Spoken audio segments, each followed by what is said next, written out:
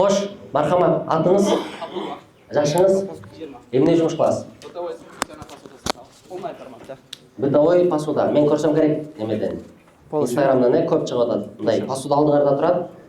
Достор, бул силерге мондай аялдарга. Ооба. Канча оборот? Выручканы же обороттогу акча? Обороттогу акча 400 000 сом, а выручка 3 миллион сом. Жок, ошол айлык оборот 3 миллион сом. 3 миллион сом, ооба. Хорошо.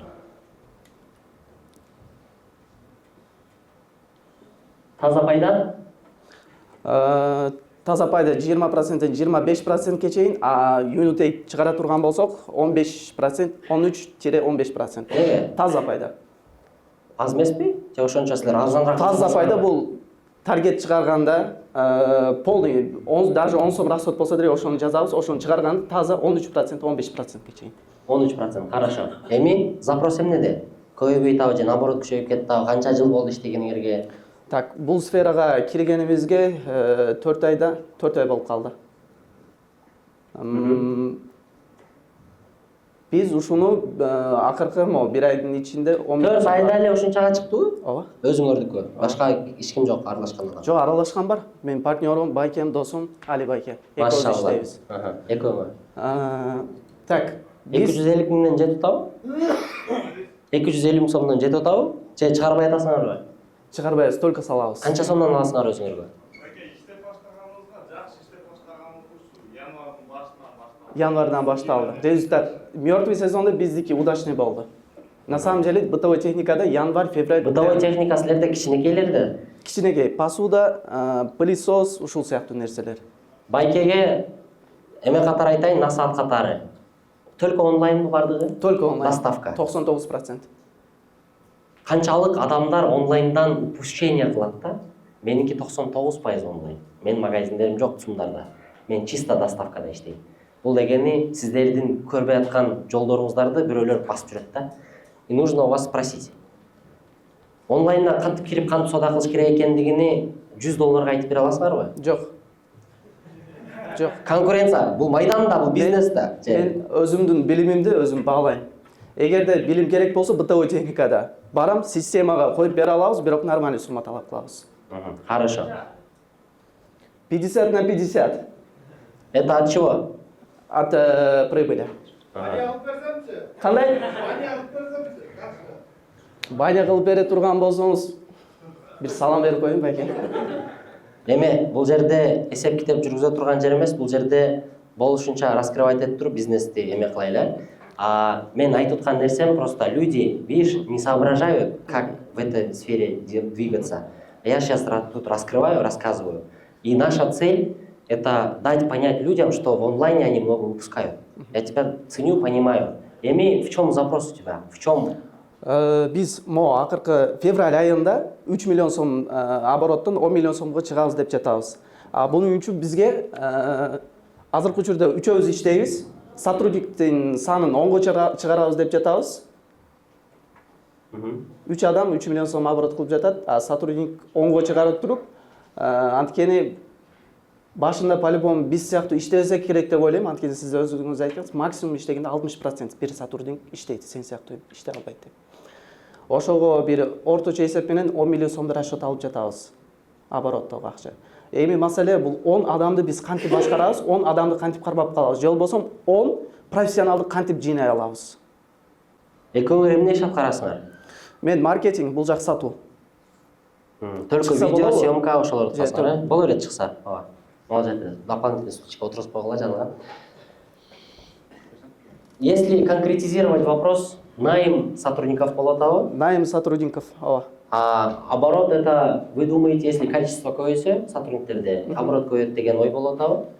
Ооба. И у вас есть деньги, чтобы делать такой оборот? Слово товар закупкаларга. Инвестиция тартабыз деп жатабыз. Биздин эсеп боюнча 1 миллион сом менен 10 миллион сом оборот кылса болот. Бизде уже на практике болуп жаткан нерсе бул нерсе. Перед вами сидит инвестор. Какое у вас предложение? Ушул боюнча суроо, эң главный келген максатым ушул боюнча. Например, биз инвестиция тарта турган болсок 1 миллион сом. Анын негизи шарият боюнча ал ровно 3кө бөлүнөт. Мен, Али байкем, инвестор. Турабы? шарият боюнча деген жери жок. Экөөңдүкү бир, меники бир дегендей эле ооба. Ошондой. Эми мындай нерсе мүмкүнбү, мүмкүн эмеспи ошол нерсени билейин дегем. Инвестиция тарта турган болсок, айына 10 миллион сом оборот болду. Маржа бул жакта таза пайда плюс-минус 1 миллион 300 миң сомдон 1 миллион 500 миң сомго чейин түштү. Ал нерсе ровно 3кө бөлбөстөн, ровно 50% компаниянын өзүнө, өнүгүүсүнө. Калган 50%-ин 3кө бөлүп эсептесе мүмкүнбү же мүмкүн эмеспи? Мүмкүн, просто ошол бере турган прибыльни азайтып койсоңор. Условно, если 15% выделите на 3, получается 5% инвестору, а ты хочешь, чтобы 7,5% оставалось компании, 7,5% мы втроем разделили. Да. Значит, 2,5% получает инвестор. Оңой эле. Ошону келишим түзүш мүмкүн да турабы? Конечно.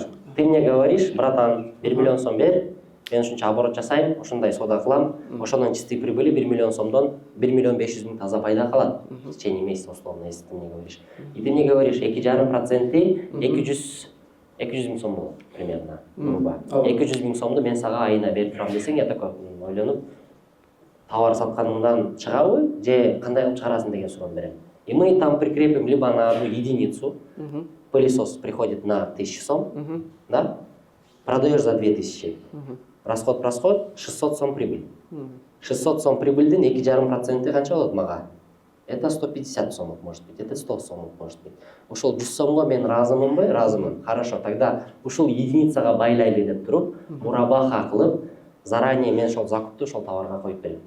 Вы за эти деньги покупаете этот товар, платите мне каждый месяц мои доходы по 200 000 сомов, и в конце выплачиваете обратно деньги. То есть в конце договора вы отдаете, ошону менен экөөбүз калабыз. Есть второй тип инвестиций, это мудабара. Получение от прибыли, мудабара. Получение от прибыли. Это что? Силер менен, мен менен келишим түзүп атасыңар. Давай ты вложись в нашу компанию. Что? Деньги, 5 миллион сом акча сал, мы будем работать, пахать, чистый прибыль будем делить, как ты сейчас говоришь. Кыргызча ушундай бөлүшөбүз акчасыны деп айтасыңар. Анан кийин мен айтам, хорошо, давайте. Канча сом пайда таап атасыңар айына? Азыр силер 450 миң сом таап атасыңар, туурабы? Ушул учетко кире турган болсо, мен 5 миллион берейин, иштеткиле, айына канча чыгасыңар? И вы мне говорите, 10 миллионго чыгабыз. Правильно? 10 миллионго чыксаңар, 2 миллиондун тегереги доход түшөт общий. Ай сайын. Түшүнүп атасыңарбы? Эми ушуну мен айтам. Так, примерно 50% годовой менен 5 миллион сому, 2,5 миллион чистый прибыль жылына болот. 2,5 миллион сомду. Кайра айта аласызбы? Жетишпей калып жатам. 5 миллион сом бердим. 5 миллион сом бердиңиз. Айына силер 1,5 миллион таза таап атасыңар. Менин өзүмдүн башымда математика жүрөт. Мен 5 миллиондун 50% годовой прибыль чыгарышым керек деп. Бул эмне? Бул жылыга 5 миллиондун 2,5 миллиону таза пайда түшүш керек мага. Менин оюмда. 2,5 миллионду мен 12 айга бөлөм. Түшүнөбү? 200 миң сомдон болот.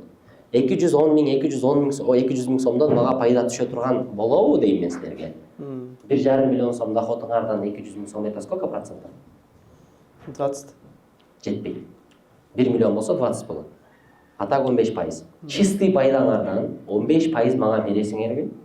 Чистый пайдаданбы? Чистый пайдадан. Даярбыз. Бере турган болсоңор, мен макулмун деп туруп киришем. Ошондо мудабара болот. Силерде бухгалтерский учет менен коесуңар, мага таблица бересиңер, мен текшерем күнүгө, канча саттыңар, канча оборот болду. Мен көрөм, анан кийин түшкөн оборотторду контролдоп турам. И вот в течение месяца бүткөн оборотуңарды 31 число отчетун жөнөтөсүңөр, ушунча саттык, ушунча оборот болду, ушунча чистый прибыль болду.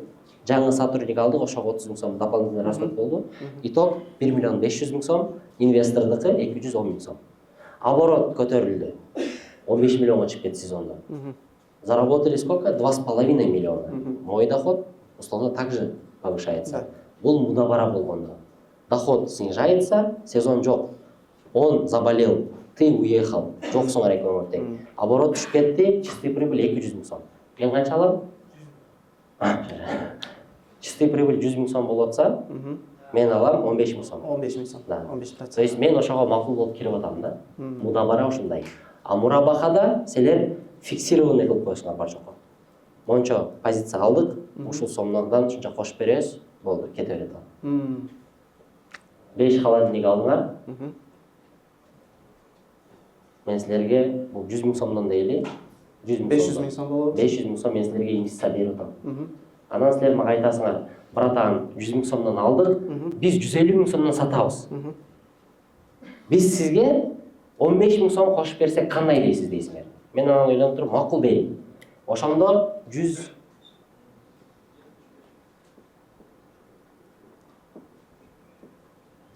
150 000 сомду 5ке көтөрөбүз. Жок. Мен 15 000 сом үстүнөн наценка кошуп атам силерге, ар бириге. Силер получается у меня выкупаете, бул мурабаха болот. 15 000 сомду өзүңөргө кошуп сатып атам, и получается моя прибыль 75 000 сом. И мен силерге айтам, давайте жигиттер, мен силерге 500 000 берейин. Мага 75 000 пайданы 3 айда бергиле. Получается айына канча болот? 25 000 сомдон болот. Айына 25 000 сомдон бересиңер, 3 месяца, потом выплачиваете мою основную сумму 500 000 сом. Поняли? Ушул мурабаха. Тут фиксированный. А там мудабара. Вы должны, да, мудабарага алыш үчүн больше доверияга жакшыраак кире алышыңар керек. И мудабарага 3-4 адамды кошо албайсыңар да, уже проблема болуп кетет. Я вам дал лям, бул келип 500 000 берди, бул келип 1 миллион берди, ызычы болуп кетет да. Мудабарага алсаңар же крупнякты аласыңар, жирный адам тыгат, өзү товар поставка кылып берет. Либо там полный акчаны силерге берет управленияга. А мурабахага вы уже можете вот так типа, мол иди шаяк жакшы сатылат, братан. Миллион сом ушуга тик. Биз сенден получается фиксированный сатып алдык. 1000 сомдон келет бул иди шаяк. Мен сенден 1100-дөн алып алабыз. Ошондо сизге прибыль ушунча болот. Но просто мен силерге лайфхак айтып коеюн. Ким инвестор? Деп эле. Банкта канча менен берет? 20-25% немеге 13% годовой 13% менен 13% годовой менен депозитке акча салышат да адамдар арам жолгачы мисалга. Алар миллион салса жылына 1 миллион 130 000 сом келет. 130 000 сомду бөлсөм жылына бул акча баягы жоголгондугун өзүн актабайт да, просто ошончо пайда түшүп кетет. Эми адамдардын психологиясы өткөндө вайлдристе темада башкада 80-100-150% годовойго чыгып кеткен да. Мен мисалы ошондой крупныйларга инвестировать болдум негизи. И вот такие как вы должны ориентироваться хотя бы на рынок 40 либо 50% годовой. Это вот типа максимум. Кандай түшүндүңүз? 500 000 сом инвестор как нужен? 500 000 сомдун 50% годовойу 250 000 сом. Инвестор хочет получить за 1 год 250 000 сомов прибыли. Вы это делите на 12 месяцев. С учетом одного месяца выходной, мисалга там, неме болду, башка болду, айтасыңар да, түшүндүрөсүңөр. 10 айга бөлгөндө вы получаете около там 20 000 сом. Айына алып турат дивиденд. Инвестор так хочет. Билип алгыла, инвесторго предложение кылып атканда 40-50% доходность менен айтыш керек да. Ниже этого он не согласится. Силер ошону же мудабарага байлагыла, же мурабахага байлагыла, ушинтип кетесиңер. Негизи процент дегенде баардыгы түшүнөт да мындай. Харам болду депчи, процент бул бир нерсенин эсебин чыгарыш үчүн түзүлгөн нерсе да. Мисалы менин пайдам канча процент деп сурайсың да, 1 миллион оборот болсо 20%, значит 200 000 сом таза пайда табат депчи. Ушуну билбесең, сен анда же предложение кыла албайсың, же инвестордон акча ала албайсың. Чтобы ты взял инвестиции, можно заранее обдумать клиент ордуна, инвестор ордуна. Ал канча алгысы келет, ошол ылайыктуу предложенияларды көрүп. Сен айтып аткан баягы предложениең примерно 15%-дын тегерегинде турду да. 15%-дын тегерегинде турган нерсе бул банкка уже деп ойлойм. Очень мало. Бул акчанын баягы эмесинде жабат да, расходдучи. А мага интерес заработан. Это начинается от 30%. Мен предложениени айтып көрөйүнбү? Вот, например, бир айда сиз мага 1 миллион сом инвестиция кылдыңыз. Биздин расчет боюнча ал 1 миллион сом 10 миллион сом борушка алып келиш керек. Bir ayda mı? Bir ayda ошондой. 10 миллион сомдо бизде таза киреше 13%, 15% кечкен, бул нерсе 1 миллион 300 000 сомдон 1 миллион 500 000 сомго чейин. Bir ayда. Ал эми анын 50% канча сом болот? 1,5 миллион. 750'dü 3'e bölünür. Kaç son olur? 250 miydi ben investor'a предлагать edip çakam. Каждый ayında. ошондо мага канча берип жатам? 1 миллион сом берип жаткан болсо, аны 25% бирдерге деп жатам айына. Очень хорошо. 250. Бұл жерде айтпай тұру керекші, болды хорошо, давай келістік деп қалған ғой керек. Давай өтті, күрештік. Бірақ өзіңіздің доходный ценаға қарап кетересің енді. Тут же не важно, сколько инвестор зарабатывает. Тут важно, сколько вы зарабатываете, правильно? Потому что должна быть цель. И она громкие вызовы должны оправдываться. 3 миллион оборот жасап атасыңар ғой, 1 миллион бер, братан, 10 миллион қылып алып атасыңар. И мен ертең күтемін да шunu. Братан, 6 миллион болып қалды, қалды, это уже напрягает, да? И вот ошондай болбош үчүн мен мурабака байлап чыгам. Мисалы, что фиксированный алайын да, полигон, сатпаны. А муда мурабага отырганбыз, кыйыныраак өткөн чыгар. Эми мен силерге түшүндүрүп берейин. 250 миң сомдон берейин деп атасың айына. Мен сага 1 миллион сом акча берем. Туурабы? Эми канча процент годовой болуп атканын просто түшүнүшүңүз керек да, бул жерде танцевать эткенге келген жокпуз да. Мону сен айына берем атасың да, туурабы? Айына берсең умножь на 11. Ал бер. 10 болгондо 2,5 миллион, 2 миллион 750 миң сом болот.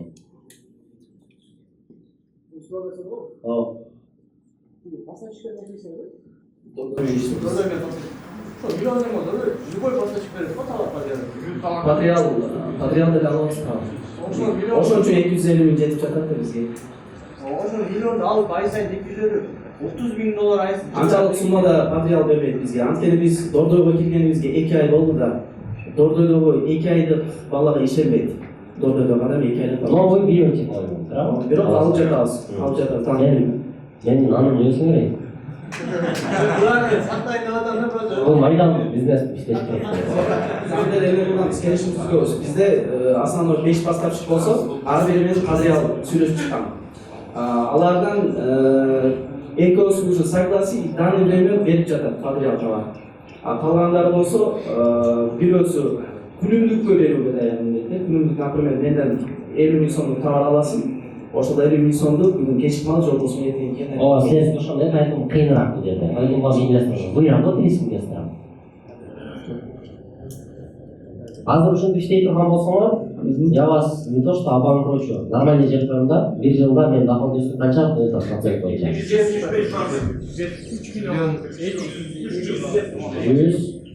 170%. Канчадан алгыла дедим мен силерге? 40-50% годовой менен. Меники көп болуп атат жакта. Это плохо или хорошо деген түшүнүк бул жерде ар кимдин түшүнүгү карайт.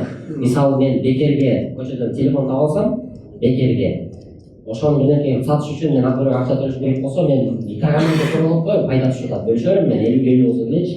Но если у людей цифра не поставлена, и вы не знаете канча пайда табасыңар действительно, то мен силерге бул акчаны ишенип бере албайм. Анткени мындай процентке же мошенничество болуп, же вообще понятиясы жок болгон адамдар болот да, инвестиция боюнча. Вот я спрашиваю силерге, мен салгансыздар жок. Значит, вот это вот подход будет неправильным. Бул жерде неправильный дегени могул процент чыккандан деп түшүнүп атат да көбү. Мен айтып берейин, булардын 3 миллион кылып аткан факты бар да, а 10 миллион это келечек, это кыял, это вот ушундай болот дегени. А эгер реальностька түшө турган болсок, брат, мен сага 1 миллион берсем, мен фактыдан отталкиваться этем. 3 миллион оборот кылып атасыңар, гарантия того, что мен 1 миллион берсем, 10 миллионго барышы нету сейчас, правильно? Никаких отсроков нету, да. И вот, бирок мен силерге ошонуңарга ишенип берип атам да. Я не хочу просто так 30-40% получать. 100% да болсо менде интерес чыгат, мен мындай ачык айтып атам, инвестор катары айтып атам. Эми силер мага хотя бы 4 миллион оборот кылдыңар. 4 миллион оборот. У вас чистак 15%. Правильно? Да. 15% 1 миллиондан 150 миң сом, 600 миң сом. Чистый прибыль. И ты мне говоришь, давай разделим 50% на компанию, остается 300 тысяч сом. 300 тысячтен 3-өзгө бөлөлүп деп атасыңарбы? 100 миңден. Джейги, получается, я получать буду 100 тысяч сомов, а не какие 250 тысяч сомов. Эми жакындадык реальностька. Түшүндүңүзбү, как нужно, как инвестор как думает. Көрүнбөй калгандар болсо, мындай кичине эме болуп турайын, мындай сөздөн эле түшүнсөңөр болот да. Эми бул нерсе берилип аткан 1 миллионго ылайыкташтырып алганда на 11 месяцев 110%ке барабар болот. Мага интересно, сразу айтайын. Если вы говорите, что вы потенциально күчтүүгө кетем десеңер, я даже готов быть полноценным вашим инвестором на 5 миллионов сомов. Реально? Реально. Эгер де мага оцифровканын кайсы приложениеда жүргөнүңөрдү көрсөтсөңөр, если вы мне расскажете, какой у вас график ежедневный, чем ты занимаешься, чем он занимается, если вы мне докажете, что вы умеете управлять финансами и командой, если вы мне покажете, что вы справедливые работники, да, потому что на рынке вы только 2 месяца, мен сенин рекламаларыңды көрүп атам, но гарантия того, что вы меня не кинете, нету. Бумажный договор менен ИПңар барбы? ИП жақында офиске аштық, ИП М ачабыз. М ачасыңар. ИП лучше делать ОСО. Вам будет так легче. ОСО ачкылап, если вы гарантированный алыска кетем деп атасыңар экөөң. Как я понял, ты узбек, он кыргыз или как? Или ты уйгур? Так. Желательно дос менен. Вы близкие друзья или братан? Как вы познакомились? Бир жыл болуп калды таанышканыбызга. Биринчи бул жак менин проектиме инвестиция кылган, башка нерсе кылган. Инвестиция дегенде бул тупо мындай билбеген тарзда мындай эмне кылып көргөн. Аппарат алып келип сатып көрдүк, окшошту. Анан бул жак Кореяга кетип калыш керек болду. Ты хорошо продаешь? Альхамдулилlah. Альхамдулилlah. Үйрөнүп атабыз дагы эле. Ушундай. Анан бул жак Кореяга кеткенден кийин мен өзүм муга чейин эмнеде иштейт элем, Тез билим академияда. Андан кийин Тез автодо иштедим, сатуучу катары. Бекен Асбайгазиевдин ассистенти болуп иштедим. Анан өзүң проекттин баштадың. Ал жактан бул жакка проектке өттүм, баштадым. БТО менен Посудадан баштадым. Секин 2 ай 3 айда уже секин Каяктан келди БТО менен башташ ой? Мен Тез билимде иштеп жүргөндө байкайт элем, үй буюмдары прям актуальный товар. Ошого точка уруш керек дедим, өзүм жаштыгымдын эсебинен ал жака бул жака секирип жүрдүм. Буга чейин кийим саттым, башка нерсе кылдым, оптум Кытайдан алып келдим. Анан токтотдум, бир точкага урам дедим. Только ушул үй буюмдары, бытовая техника, только ушуга каратам, ушунда номер 1 болом Кыргызстанда. 2-3 айлы болду, 4 ай болду дейли. Сентябрда башталган, реальный катуу киришкенибиз 3 ай болуп калды. Өтө жакшы.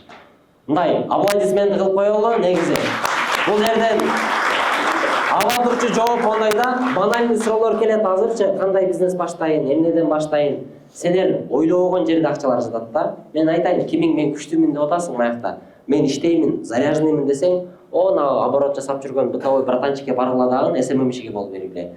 Кимиң цифрадан түшүнөсүң, барып туруп, ошонун цифрасын кылып бергиле. Кимиң машинасын айдай аласыңар, барып машинасын минип бергиле. Бир точкасы по-любому силерге өтөт. Ыктымалчылыгы барбы? Өтүп калышынын. Иштеген адамга бар да тура, мага деле мен иштесем өткөрүп бересиз да. Ушундай нерсе да. И вот человек набрался опыта в продажах, маркетинге. Он знает, как это что продается, как это двигается, таргет, правильно? Да. Самый сильный инструмент, который он использует. И ошонун эсебинен азыр чыкты дагы, и он делает свой собственный результат со своим партнером. Түшүнүңөрбү? Айтып кое турган нерсе, когда вы открываете ОСО, разделите ваши доходности сразу же. На берегу обсудите, кандай ответственность менде, кандай ответственность сенде. Эртең сотрудниктерди койгондон кийин чыгасыңар силер по-любому. Ты станешь путешествовать, он станет там желать в Корею улетать, үйлөнөсүңөр, ишке келбей каласыңар. В этот момент как вы будете забирать из компании деньги? Сейчас на нынешний момент я вам рекомендую брать зарплату. Если вы не берете, канча сом зарплата? Зарплата кылбайм. Мен негизи зарплатага иштешти жаман көрөм. Ошого кандай кылып койгонбуз? Бир определенный товар бар бизде сатылуучу. Ошол товардан канча сом акча түшсө, ошону бөлүшөбүз. Калган тийбейбиз.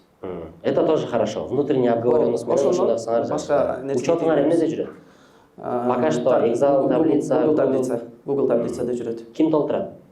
Бул жак выручканы толтурат, оборотту, расходту мен толтурам. Бул жак сатуучу болгондугу үчүн вы можете друг друга проверять, правильно? Бул доступ бергенбиз. Эми силерге 10 сотрудниктен кимдер керек? Бизге 10 сатуучу, негизи 8 сатуучу, 9 сатуучу, 1 логистика бала керек. Мен логистика нерсе эмне экенин мен сизден үйрөндүм. Өткөндө бир офисиңиз тууралуу видео кылып калдыңыз, карасам, бул жак отдел маркетинг, бул жак отдел продажа, логистика дедиңиз ук дедим, тепти. Ушуну кылбасам болбойт дедим. Анткени бизде ушул нерсе көйгөй бар. Кандай көйгөй десе, товар жетип баргандан кийин отказ болот. Же болбосо там курьермен проблема болот. Ошо товар келиши, кетиши бар. Анткени биз өзүбүз товарды түшүрөбүз, жүктөйбүз, прям активный иштейбиз. Ал эми ошол нерсени бир балага өткүзүп койсок, ал смело иштеп, эркин. Хотите, расскажу коротко, кандай кылыш керек? Да. отдел логистики бир бурчту бөлөсүңөр, ал жерде бир бала турат. 20 000 сом зарплата бересиңер, WhatsApp группа ачасыңар, логистика деп туруп. Суроо бар. 20 000 сом аз эмеспи? Пример. Ага. Это по отношению к человеку. Если человек просто упаковка кылып эле жөнөтөт, то он малофункциональный. Если человек еще и договаривается с таксистами, с курьерами, заполняет отчетность, таблица дачи, могул заказ кетти, кол коюп берип коюңуз кеткендиги боюнча. Так кол коюп берип койдуң. Ушундай кыла турсаң больше, өзүңдүн оценкаңа карап туруп. И вот адамды алып койдуң, товарың кетип атат, бир күндө мондой фломастерден 20 штук. Алып жөнөтүп коесуң, складтан өзү алып келет, упаковка кылат, курьер чакырат, жөнөтөт. Он контролирует, жетпиби же, жетпиби, потом бир группа ачып бересиң, отзыв деген.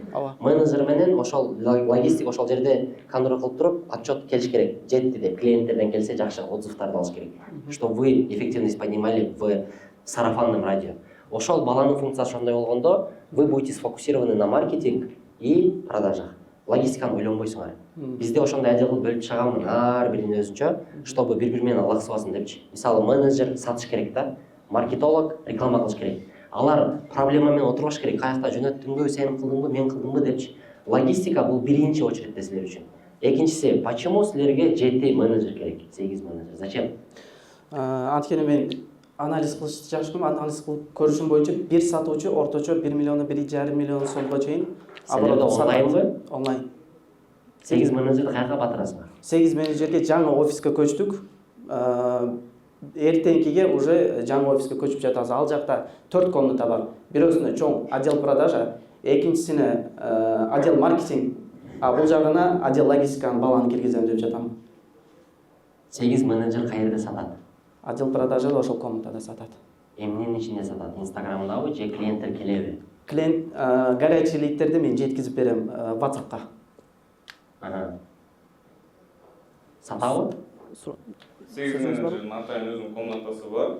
Комната вообще не интересно деп койгула, Инстаграмга кантип батырасың ошол 8де?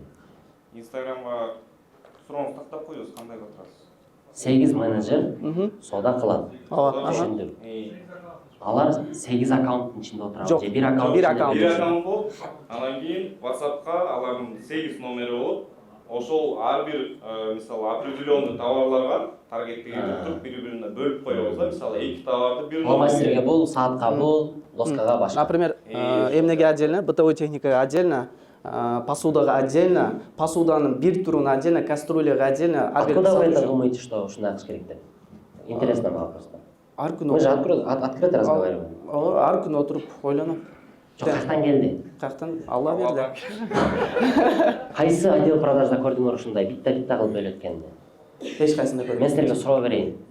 Мен кирип бардыгын эле сатсам болбойбу? Болот. болот. Но вы же мне говорите, сен монуну эле сат деп. Бул жерде кандай болот десе, например, биз горячий лид түшөт го. Горячий лидти биз жоготуп салбайбыз да, аны бир группага топтойбуз. Аны и плюс сыгабыз еще. Айырмасы жок, мага бер, мен сата берем сага. Так. Мен жөн эле кастрюль саткым келбей атат, брат. Мен бар жок сата бербеймби? Боло берет. Анда мындай болуп калат да. Например, таргетте аудитория бар да. Кастрюльга бир таргет кетире турган болсо, 1, 2, 3, 4 кастрюль бирикетип, бириктирип туруп кетирген жакшы. Ошондо бир сотрудникка 4 тараптан 4 кастрюля заявка түшөт. 4 кастрюлядан заявка түшөт. Бир таргет болгондугу үчүн. И плюс бул жакта экинчи компания ачылат таргетте. А бул жакта кандай болот? Бул жакта же только бытовой, например, пылесос болсо пылесос, ошол сыяктуу. Аны деле бир сотрудникке уласак болот. Бул жактан үчүнчү компания ачып туруп, ага дагы, например, казан набор, башка нерсе кылып туруп, Силердин оборотуңар 400 000 сом, 4 миллион сом. Канча адам сатып атат муну? Бир эле адамбы? 3 миллиондобу? 3 миллиондон. Один же продает. Негизи бир сотрудникти 10 күн болду алганыбызга. Ага чейин бул жак өзү сатып жатты эле. 3 миллионду өзүң сатасыңбы? Жетпеген жерге мен жардамдашып жаттым. Түшүндүм. Жетпеген жерге жардамдашсаң 2 миллион сата алабы? Смело. Зачем вам 8 менеджеров, когда один может осилить на 3 миллиона? Мен планым боюнча 8 менеджерни алып туруп, аларды окутуп, ушул сферага бир айдын ичинде киргизип, более опытын артырып туруп, и плюс бул жактан 20 миллион оборотко чыгуу кийинкисинде. Да. Куда ты торопишься, вопрос тогда? Кандай? Тебе сколько лет? Канча жаш? 20. Каяка шашатасың? Условно, вот представим, давай элестетип көрөйлү. Бир жыл өттү, 20 миллион оборот болот. Твоя цель. Жоқ. Мой цель. Өтіп кеттің. Амазон болып кеттің 5 жылдың içinde. Ты 25 лет хочешь прожить или как? Сұрауыңызды жақсы түсінбей жатырмын мен. Я хочу сказать, bir ayda 8 менеджер алам, 8'ді үйретем, 8 қылып қоям, я через это проходил, мен өзімді көрдім сен айтқаныңда. Я вижу поэтапный шаг развития. Вам не нужно сразу на 10 миллионов прыгать. Давайте закрепимся на 5 миллионах. Мен инвестор қатары активныймын да всегда, я спрашиваю. Жігіттер, давайте мындай амбицияңарды түшіндім 10 миллионды. Ну, давайте 5 миллионға жетпейлі. Давайте февраль-мартта. Биздики деле ошо поэтапно да. Просто силер мага айткан сөзүңөргө ылайык айтып атам да. Башында деген сразу эле сейлс менеджерди киргизип туруп мен койгон, бизге эле кыйын да. Вот. Азыр поэтапно план менен карай турган болсок, 3-тү, 4-тү, 5ке чейин максимум пландап да. Сиз түшүнүшүм боюнча 8 сатуучуну сразу алат деп ойладыңыз ба? Ошондо айтып атпайсыңбы? Жок, мен кыргыз тилин жакшы билем. Жок, ошондо эле айтып атты, туура. Жакшы түшүндүрө албадым окшойт. Биринчи 2 сотрудникти алабыз, окутабыз, анан секин поэтапно көтөрөбүз. Ошондой болот да. Анткени биз мындай ойлоп көрсөк, өзүбүздөн эле байкадык да, экөөбүздүн ниеттерибиз, башка нерселерибиз аябай келишет экен да. Мисалы мен өзүм деле человек деломдо ойлонуп эле жүргөн аябай жаман көрөм. Мен в процессе үйрөнгөнү жакшы көрөм да. Ошон үчүн башында 3-тү алып көрөлү деп атабыз. И в процессе үйрөтүп, продажага, анткени мен өзүм карай турган болсом, мага бир күндө 200 адам түшөт да WhatsApp'качы. И лидчи мисалычы, мен 300 ошо мен бардыгы менен сүйлөшүп турам да, аябай жетишипчи. Но байкап көрсөм, аябай жетишпей атам да, көзүм жетип турат, что жаңы сатуучулар келе турган болсо, ошол жерден аябай жакшы эле продажа болот да. Күнүнө канчасы болот? Күнүнө мисалы 200 лит бул бизде максимум болду да, чын айткандачы. А так средний 100дөн 150 примерно. Канча соода болот сом? 100-150 миң сом. Күнүнө? 100 миң сом. Канча сом средний чек? 4500 сом. 4500 сом, 100 миң сом соода болсо, сколько? 20 человек покупает, да, или 25? Орто есепине 15-тен 25-35-ке чейин болот. Негизинен айта турган болсок, И плюс, кстати, бир нерсе болот да, бир адамдын өзү 2-3 наборду бирден заказ кылып калат, ошондо бир сатуунун ичинде 2-3 товар кирип калат да, ошону айынан деле. Өтө жакшы. Товардын актуальностун жоготушу мүмкүн, мен айтып коеюн. Мен силердин сфераңарда мен инвестиция кылгам, именно Сүйүн деген иним бар. Эмелер сатат да, инструменттерди. Инструменттер усталарга определенный эле убакта керек, кийин уже азайып кетет да спрос. Анан силерде 20% конверсия деген нерсе бар экен. Это очень хорошо запомните. Конверсия бул силерге келген лиддин сатып алганы. 100 адам жазды, 20 сатып алды. Это хорошо. 20-дан аз, это мало, очень плохо. Заманбапта 7-8% түзөт. 100 адамдан 7 адам сатып алат. То есть өтө аз да. И вот это вам нужно докручивать. Эмне менен сервис, маркетинг, жакшыраак подача менен вам нужно поднять на 30% конверсияны. Поработайте над этим. 100 адам жазса 30 адам алсын. Это закон для вас. Ошондо прибылиңер өтө чоң болот. Экинчи момент, 250-200 лид келсе, 100 адамга жооп бергени смелобу? Сага. Ошол мага байке, Манасбайке, негизи ошо мисалы Аблабайкегечи, Аблабайке мага бир күндө 400 лит керек десем кылып берет да. Надо будет кылат деген, а? Надо будет бир адамга 500 лит алып келет да. Бирок просто мен айтам да, Аблабайке, мен бүгүн кичине жетишпей атам, мага 70-80 керек. Бүгүн жетишпей атам, кичине көбүрөөк кылып коюңуз десем кылат да, мисалычы. Ошон үчүн жаңы сатуучуларды алып аткан максатыбыз ошол да. Түшүнүктүү, сон нерселер айтып берем. Сон нерсе айтып берем. Таргет канча сом кетет айына? Ушул айда 23 күнгө $1800 кетирдик. Бул чоң эмес жигиттер. Чоң эмес, аябай кичинекей сумма. Бул өтө сонун результат деп айтсам болот. Таргеттин ичине киришпей эле коелу, но я понял, что это очень хорошо. Секретин да. Күнүнө алып келген лидке чакканда это очень хорошо. То есть сколько вы рынка забираете, 400 лид келе турган болсо, ты 100 да осиливаешь, как я понял. Мен эгерде только сатуу менен алектене турган болсом, а чем ты еще делаешь, мен занимаешься? мисалы жөнөтөм товарды. Так, логистикенсиң, анализ кылгансың. Клиенттер менен мисалы возврат болот, башка болот. Ызычуу. Анан кийин мисалы курьерский служба менен да кайра сүйлөшөм, возврат. Акчаны түшүрүш керек, алыш керек, Акчаны эсептейм, продажаны эсептейм, анализ, мындай көп нерсе. Давайте экөөңөрдү бөлөйүн. Сен атың? Абдулла. Абдулла. мен баламдын атын Абдулла коем иншалла. Коюңуз иншалла. Аллах Жакшы ат. Абдулла, сен маркетологсуң, туурабы? Да. Маркетолог. Катуураак суроо берейин. Кто тут владелец бизнеса? Ушул жерде көп такалат да, когда два партнера, сейчас давай определимся. Мен деп тура берейинчи деп. Жо айта бергиле. Негизги основатель мен. Основатель. Ты признаешь его как основатель? Ты, получается, партнер. Сооснователь. Сооснователь болуп чыкты, но главный он. Он решает, он притягивает. Ну, как бы мен бир сом акчаны деле бул жактын ыраазычылыксыз иштетпейм. Сомго дешел эмес, но итоговое слово за ним остается. Негизи ишти чогуу баштаганбызда Альхамдулилля, сонун. Деньги до 5 миллионов, кыргызча айтайын, орыстарда башкача айтылат да, 100 миллионов делятся, миллиард никогда дегендейчи. Ошону мен силерге айтайын, 5-10 миллионов они делятся, но дальше уже сложность болуп кетет. Поэтому определитесь, кто тут главный, кто берет главную ответственность, условно, за аягындагы сөз. Инвестиция алып атканда, сотрудник алып атканда, кетирем десең, сенин досуң келип калды эртең, буга жакпай атат, он не работает, сенин досуң жакын досуң. Сен кетирбе деп суранасың да, туурабы да. А бирок буга жакпайт, результативность карап атат да, 200 келди да, сатпай атат, жогот анан десе, все хорошо деп, ты должен послушать. Если буга келсе, бул он должен послушать. То есть завтра сен буган маркетолог катары требует десең да, 4 сотрудника сидят, 200 лидов это ничего, давай 500 алып келип бер десең, койбойсуң, мен айтпайм, мен мындай деген чыкпаш керек. Поэтому обязательстволар бөлүп алгыла. Я вам рекомендую от себя. Как человек, который потерял друга из-за этого, я вот күйүгү айтып атам. И вот если эртең 3 менеджер бул киргизип койсо, чем он будет заниматься? И как продавец?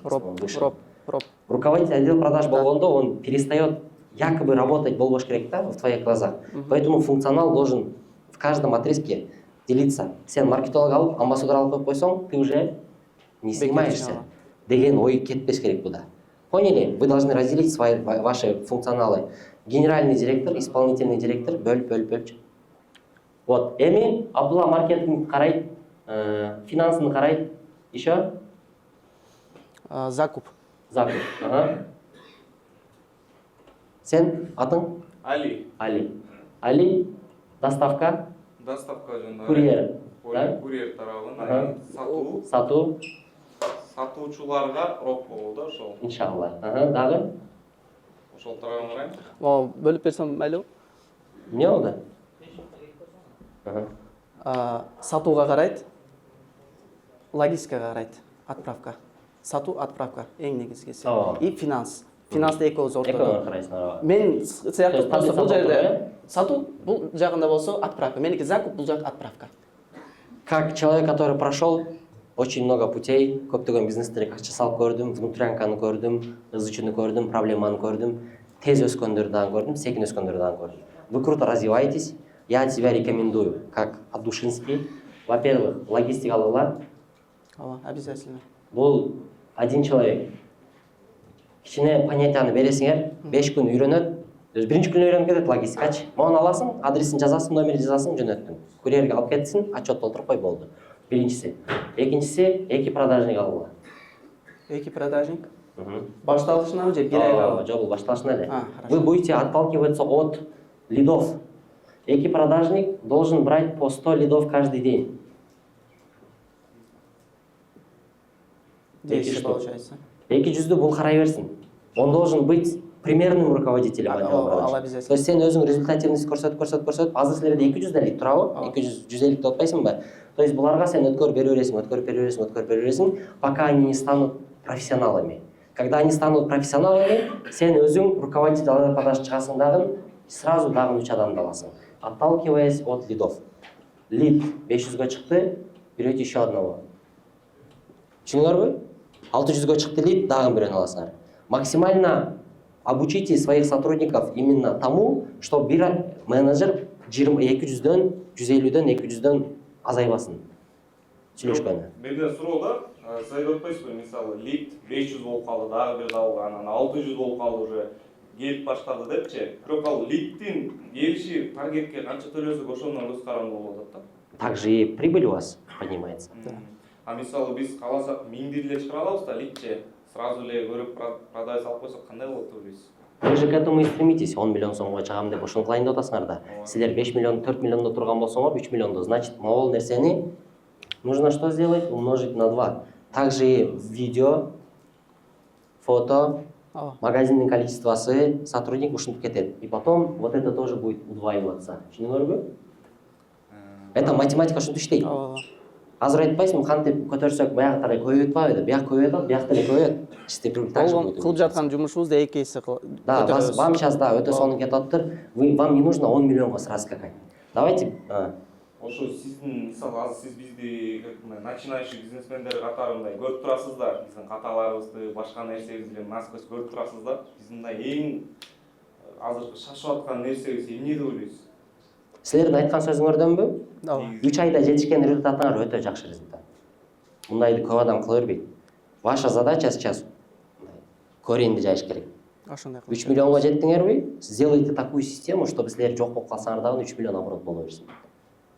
То есть автоматизация кылыш керек бизнести. Системага салыш керек. Я вам к этому и привожу. Эки менеджер алгыла, каттуу иштеткиле. Чтобы они 200 эмен оборотка кылсын да. Напряжением көрөсүңөр. Если человек не поддерживает вот это, түшүнөсүңөр, 140-ка, 150-ге. Если также не поддерживает, 3 менеджерди аласыңар, если тот поддерживает, буну чыгарасыңар. Если поддерживает 150 нормальный, то 150-тен күнүгө оборотка кылыш керек. И конверсиясы канча процент болуш керек экен? Сеники канча айтайын? 20% экен конверсия. Конверсия это эмне? Давайте сразу практикага өтөлү. Конверсия бул эмне экен? Келген количество лидов 100. Түшүндүңүзбү? Лид.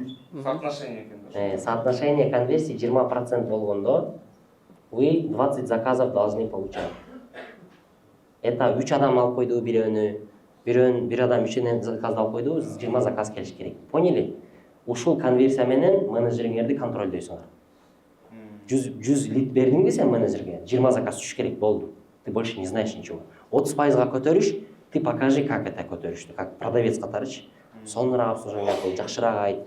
Кетирбе да клиентти, горячийлерди өзүңөр айткандай. Поняли? Ваша задача, мен проблемаңарды айтып берип атам. Возьмите 2 менеджеров, обучите их настолько в течение 2 месяцев, чтобы они выполняли лучше, чем вы. Я вот это эмени саткан жокмун мен. Эчтеке саткан жокмун. Менеджерлер сатышты. Менеджерлер айтышты, менеджерлер консультировать этишти. Я не продаю. Я такую систему выстроил, чтобы они сами продавались. Экинчиси логистика, чтобы вы не гонялись. Суета ошол да, эң эле суета ошол. Упакуй, жеткирип кой, алып келип кой, акчасын түшүрүп кой, отчетун жазып кой. Правильно? Эң суета. Сняться на видео, алдыңыз, кеттиңиз деген ал оңоюраак. Поэтому ушул 3 адамды эле киргизгиле в течение 2 месяцев. Хорошая эме кылгыла, потом инвестиция. Сонун кетип атасыңар, эгерде инвестицияны туура эмес кылып туруп 170%ке байлап алсаңар условно. Мен келдим да, мен мындай волкмун деп койголу, жигиттер красавчики, молодец, давайте. Миллион сомго сага кандай келишим түзөбүз, давай кыла деп туруп прибылин жазып койдум. Катуу кылып байладым, урабака кылдым, эч кандай бузбай турган кылып койдум. Сөзүңөрдү алдым, эркексиңерби? Эркекпиз, давай, болуп кетти. Анан кийин следующий месяц я прихожу такой, 250 тысяч сом, жигиттер депчи. Камрю катабайын, вот его и поставишь. Болбош керек да, ушундай. Поэтому вы должны инвестицияга жакшы предложение менен. То, что ты говоришь, 50% компанияга калсын, 50% мындай болсун, это очень хорошо. Но буга сен инвесторго жакшы түшүндүрүп бере алышың керек да. Ему не важно 50% алып каласыңбы, башка алып каласыңбы, ему важно, сколько он зарабатывает, получит. Да. Ошону отталкиваться этим үчүн я вам дал что? Инструмент. Ориентировочно вот этот инструмент, который будет приносить 100-110% годовых, для меня тоже интересно, что вложился. Я, как активный инвестор катары, могу и помогать дегендей. Как ты говоришь, я тоже себя очень дорого ценю. Вот эти 3 позиции вам всего достаточно будет. 1 миллион сом деп коелу мына жерге. Ушул 3 нерсенин үстүнөн иштегиле. Если у вас нету системы учета в контроле, правильно? Же жокпу? Барбы? Бар. Неме? Excel таблица дедиңер? Бар. Google таблица бар. Баягы позиция болушу мүмкүн да, я знаю деген болушу мүмкүн, я не знаю деген болушу мүмкүн. Если будете говорить всегда я не знаю, вы будете получать информацию. Я знаю дегенге өтпөгүлө эч качан. В любом месте. Если билбейм кандай бар десеңер, кандай бар? Мисалы билесиңер да кылып атасыңар. Кому нужно что кылып атканыңар? Кандай жакшы вариант? Менде деле ошол Excel таблица, MySQL дегендер бар. Маякта ким колдонот таблицаларды айтсаңар, приложениени айткыла. Приложение, кандай приложение колдоносуңар? Силер кандай Next Protein? Болбоду. Сен? Дагы? Силерге оңойракта ошол постер болот, же болбосо мой склад деген болот. Постер же мой склад менен напишу. Блокнот алып келип жазып алсам Жо мына жазып койтам. Скриншот сделайте. жазып койгон. болду. Сизге ишенем. Анан катуу кирип кетсеңер 1С. Түшүнүңөрбү? Систему включите такую, чтобы я мог сидеть дома и смотреть, сколько вы делаете бабок деньги. Вот тогда я могу вам доверять. А то, что вы сами вручную дополняете, это не контролируется мной. Мен контроль кыла албайм аны. То есть ишени чыкпайт. То есть ортодо күмөн болбош керек да. Бери аткан акчага, алынган акчага ортоңордо вам должно быть без разницы. Экөөң эртең Дубайга кетип кал эс алганы. 10 күн иштесең, бир управляющий болот, и вы должны вот по постеру видеть, так, жигиттер бүгүн 80 сатыш кылыптыр, ушунча пайда түшөт, нормально. Алло, салам алейкум, что там, как там? А если таблицаны коюп койсоңор, товар келди, кетти, откуда вы знаете, толтурду, толтурбады, понимаете? Ошон үчүн мындай систематизацияны киргизем десеңер, вот с этого и нужно начать. Берете логиста, берете продажников, ставите на них KPI, чтобы они 20% көбүрөөк кылыш үчүн. Анан инвестицияга көз ачтыра бересиңер. Хорошо? И рекомендую вам планомерно расти. 25-ші жыл. Ваша цель какая? 10 миллионов стабильныйга чыгышпы или больше? Больше. Канча? Мындай эми больше дей бересиң да, бирок конкретный өзүңдүн оюң канча? Пик 3 миллион болду? Пик. О, 23 күндө ушул. Еще азыр бул жанагындай мертвый сезондо. Мертвый сезондо бул. Мертвый. Прямо азыр мертвый сезондо. Алып койбойлубу? Өтө амбициозный болуп атасың го, я вот на 20 За год? увеличил. Да. За этот год. Оборот. То есть месяц, да, был? В месяц? Это мало.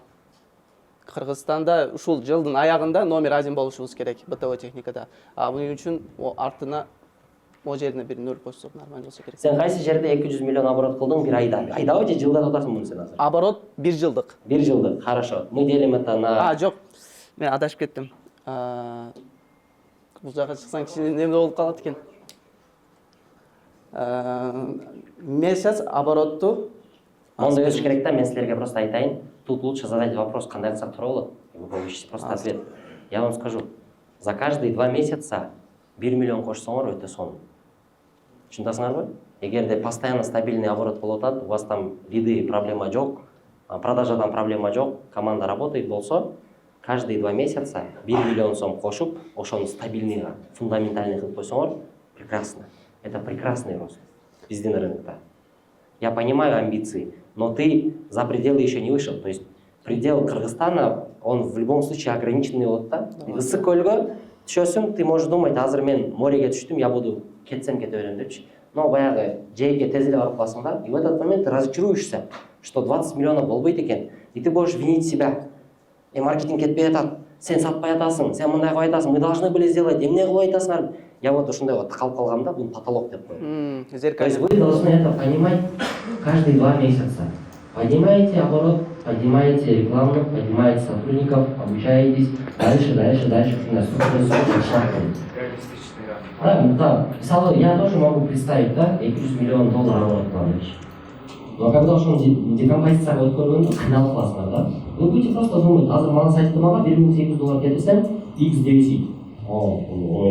X10 болуп койсо, банк и 30 миллионов болуп калат. Деп түшүнөсүңөр да? Это не так работает. Это работает шагово. Я вам просто рекомендую так себя левно. Өзүңөрдүчү. 25-й год. 25-й год. Каждые 2 ай. Силер тез өсүп аткан болсоңор, давайте амбициознее будем смотреть. 2 миллион сом плюс кылгыла. Оборот бар. Сом. Оборот бар. Оборот кандай? Плюс. Таза пайда кошулуш керек. Оборот 2 миллион сом болот. Силер 3 миллион кыласыңарбы? Азыр. Сентябрь 5 миллион болот. Февраль, март нечеде, до конца марта 5 миллионга чыккыла. Я поздравляю, давайте вот так будем смотреть. 5 миллионга чыккыла. Хорошо? 5 миллионга чыккандан кийин март, апрель, майдын аягына 7 миллионга жетсин. Түшүндүңбү? Майдан кийин июлдун аягына чейин канчага чыгыш керек? 9 миллионга чыгыш керек. Не нужно перескакивать. Вы интерес жизни теряется. потолго жеткенден кийин. Мен айтайын, Казакстанга чыгасың, Өзбекстанга чыгасың, башка рыноктарды кармайсың, это прекрасно. Мисалы Аскаровду Дубайды примерге ала турган болсок, Дубайдан машина ташып келе баштады, правильно? Все же с этого началось. Кылды. Эмне болду рынок? Рынок эмне болду? Бардыгы кыла баштадыбы? Рынок заполнился. То есть рынок заполнится в определенном порядке, он понимает, он переезжает сюда. Келди, эмне кыла баштады? Америка, Корея. Коша баштады. Он начинает вот так стремиться. То есть сен ертең мен банально айтайын, 5 миллионда ты уже можешь понять, да, что мол стабильный болсо болду, мен мол эле кылайын, там прибыли больше деп кетип калышы мүмкүн да. Но если сен в голове прикрепил 20 миллионга жетпейинче чыкпайм десең, ты можешь упустить такие шансы, которые будут приходить со стороны, да. Мындай өзүң билбей эле отсеять этип чайсың да. Менде ошондой көп болгон. Анан келип туруп эмне кылды? Муктаждыкты карады. Потребительдердин муктаждыгына карап кете бересиң, ты же бизнесмен. Тебе без разницы продавать курс, идиш аяк, бытовой техника, правильно? Джелас тюнинг дегенди ачып койду.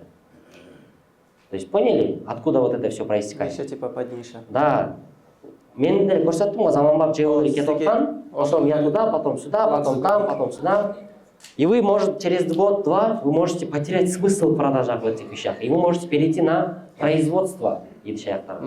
То есть, ошого айтайын дегеним, плодотворно растите каждые 2 месяца, и вы увидите результат. 1 жылдын ичинде канчага чыктыңар. Ошону фундаменталкага коюп туруп, команданы коюп, башка жумушка өтүп кетишиңер мүмкүнчүлүгү чыгып калат деп атам да. Потому что 10 миллион оборот кылып атат, комайтты Байкеша, туурабы? Это же не игра. Да. Жетпей атат да, кыйналып атат. 2 года туруп калды. Көтөрө албай атат. У вас тоже такие моменты могут быть, да? Ошон үчүн да, я вам вот эти советы даю. Эки проблема бар. Же бизнести баштай албай кыйналып жүрө бересиң, эртең менен ойгонуп каяка барсам, эмне кылсам. Экинчи проблема сизден Таластан келген Байке. Эмне болуп калды? Застойбу? Туруп калдыбы? Же дальше кетиш керекпи сизден? Талас Байке, сиз кандай маселе менен кайрылдыңыз деле? Сотрудниктерди алыш керек, системага коюш керек, учет кылыш керек. Такие же проблемы, да? У них уже бир планкага туруп калышты, да? Они даже хотят выйти из системы, чтобы другие управляли бизнесом. Поняли? Амбиции ставятся по запросу. Круто, но ставьте каждые 2 месяца, 3 месяца ростку. И вот так будет даже интереснее будут. Спринт катарыч. А марафонга коюла 20 миллионов, 30 миллионов оборотко итогунда жетишибиз керек депчи мисалга. Сонун, еще какие вопросы? Ушул автоматизация боюнча кандай сунуштар бере аласыз? Эмне, кандай? 10 миллионго жеткиле, анан кийин айтып берем. Ар бир нерсени өзүнүн То уруйунда. есть, ошого чейин өзүбүз полностью киришип, сотрудниктерди коюп, метишибиз керек. коюп, 1 жылдын ичинде 10 миллионго жетип туруп, мага келгиле, Манас братан, ты мне обещал. Расскажи, пожалуйста, депчи. 10 миллион оборотко жете турган болсок, наставник болуп бересизби? Сүйлөшөбүз. Интерес бар, конечно. Болуп бересиз, а? Давай. 10 миллионго 1 айдын ичинде алып келсек, четкий цифралар менен, четкий отчеттор менен бизде клиентская база бар. Клиенттин адреси, телефон номери, аты жөнү полностью бар. Ошол нерселерди мен сизге алып келип берем 10 миллион оборот менен. Сен 10 миллион оборотко жетип келсең, мен сени 20 миллионго чыгарыштын жолун көрсөтүп берем. Болду. Сүйлөштүкпү? Давай. Давай, похлопаем.